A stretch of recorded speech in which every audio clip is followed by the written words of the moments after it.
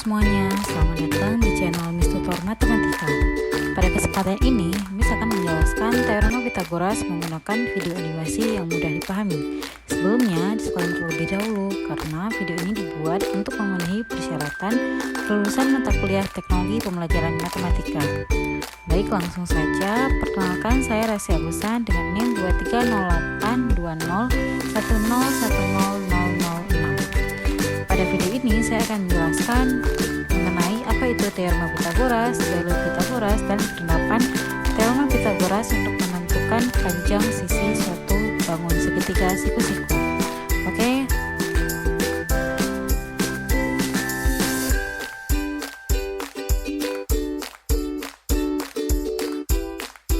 Baik, pada subbab yang pertama kita akan belajar apa itu teorema Pythagoras.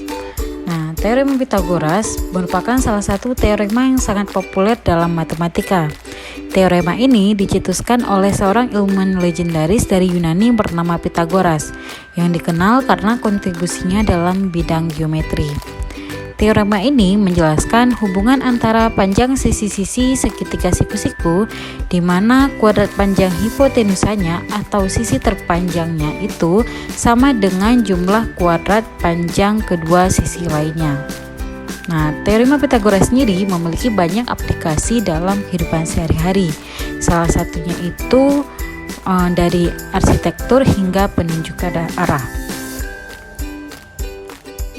Baik, selanjutnya kita akan masuk kepada pembuktian teorema Pythagoras. Nah, pembuktian teorema Pythagoras ini kita akan membuktikan secara geometri dari teorema Pythagoras.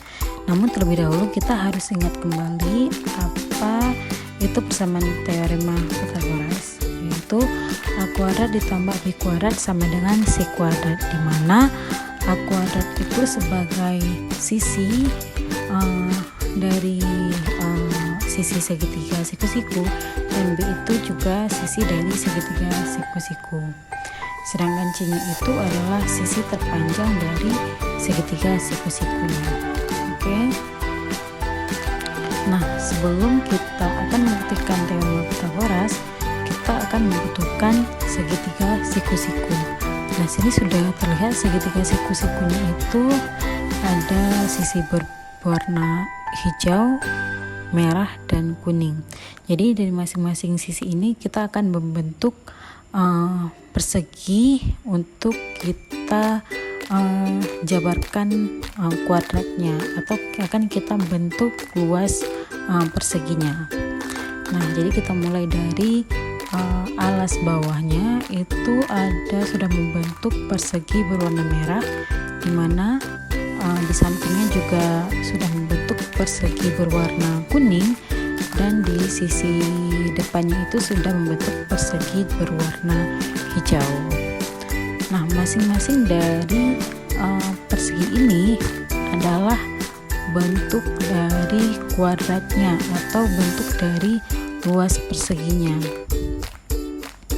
Oke, selanjutnya kita akan menjabar hasil dari penjumlahan kedua sisi yang membentuk sudut siku-sikunya itu sama dengan jumlah sisi terpanjang ataupun jumlah hipotenusanya.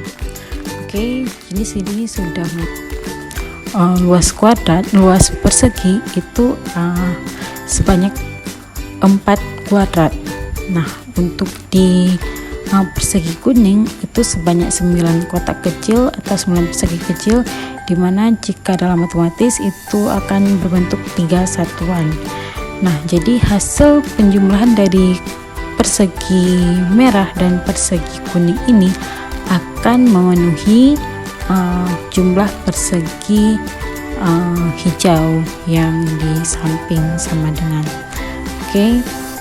Mungkin cukup itu untuk pembuktian teorema Pythagorasnya. Sekarang kita akan ke contoh soal dari teorema Pythagoras.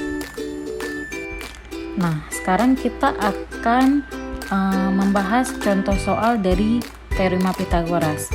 Di sini sudah ada perintah tentang menentukan sisi miring dari segitiga siku-siku di bawah ini. Nah, jadi kita diminta untuk menentukan sisi miring atau sisi terpanjang dari segitiga siku-siku yang akan diberikan. Nah, ini sudah muncul dia segitiga siku-siku dengan sisi terpanjangnya itu belum diketahui, dan sisi bawahnya atau sisi alasnya itu senilai dengan 6 dan sisi tegaknya itu senilai dengan 8. Nah, sebelumnya teorema Pythagoras itu sama dengan A kuadrat ditambah B kuadrat sama dengan C kuadrat. Jadi A-nya itu 6, B-nya itu 8 dan C-nya yang akan kita tentukan. Oke, untuk penyelesaiannya, langkah penyelesaiannya yang pertama itu substitusi nilai yang diketahui ke dalam rumus Pythagoras. Nah, rumus Pythagorasnya A kuadrat ditambah B kuadrat sama dengan C kuadrat. Nah, untuk A-nya itu senilai dengan 6, maka 6 kuadrat ditambah atau dijumlahkan B-nya itu senilai dengan 8, maka 8 kuadrat sama dengan C kuadrat. Nah, 6 kuadrat itu dikuadratkan jadi 36, 8 kuadrat itu 68 sama dengan C kuadrat. Jadi kedua sisinya itu dijumlahkan sama dengan 100. C kuadrat sama dengan 100. Oke, karena masih berbentuk kuadrat, maka kita perlu mengubah ke dalam bentuk akar untuk menentukan nilai C-nya saja. C sama dengan akar 100. Jadi C-nya itu sama dengan 10. Jadi kita telah menentukan sisi miring ataupun sisi terpanjang dari segitiga siku-siku yang ditanya dari segitiga tersebut itu sama dengan 10.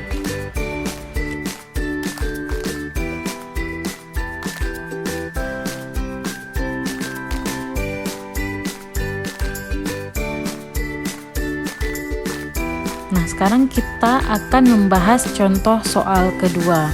Pada contoh soal kedua, kita juga diminta untuk memperhatikan gambar. Jika panjang BD itu sama dengan 12 cm, maka tentukan keliling bidang ABCD. Oke, bidangnya sudah muncul, itu ada bidang ABCD.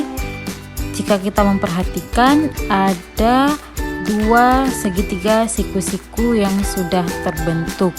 Salah satunya itu ada segitiga ABD dengan siku-sikunya itu terletak di D, dan segitiga BCD itu siku-sikunya ada di B. Nah, karena siku-siku segitiga pertama ABD itu ada di D, maka AB-nya ini akan menjadi sisi terpanjang atau sisi hipotenusa. Nah, karena AB-nya itu sisi terpanjang, jadi kita langsung saja memasukkan nilainya ke dalam bentuk teorema Pythagoras. Jadi AB kuadrat sama dengan AD kuadrat ditambah BD kuadrat. Untuk AB-nya itu sudah diketahui dari gambar senilai 20, AD-nya itu belum diketahui, dan BD-nya juga sudah diketahui yaitu 12. Jadi 20 kuadrat sama dengan AD kuadrat ditambah 12 kuadrat. Jadi 20 kuadrat itu sama dengan 400. AD kuadrat ditambah 12 kuadrat itu senilai dengan 144. Jadi 400 dikurang 144 itu sama dengan AD kuadrat. Karena masih berbentuk kuadrat, maka kita perlu mengubah ke dalam bentuk akar untuk menentukan AD-nya saja. Jadi AD-nya saja itu akar 250, AD-nya sama dengan 16. Jadi akar 256 itu senilai dengan akar dari 256 itu sama dengan 16. Untuk segitiga siku-siku yang kedua, yaitu segitiga BCD dengan siku-sikunya itu di B, maka kita juga dapat menggunakan teorema Pythagorasnya. Jadi CD-nya itu menjadi sisi terpanjangnya, BC-nya itu menjadi sisi alasnya, sedangkan BD-nya itu menjadi sisi tegaknya. Nah, untuk CD-nya sendiri itu sudah diketahui.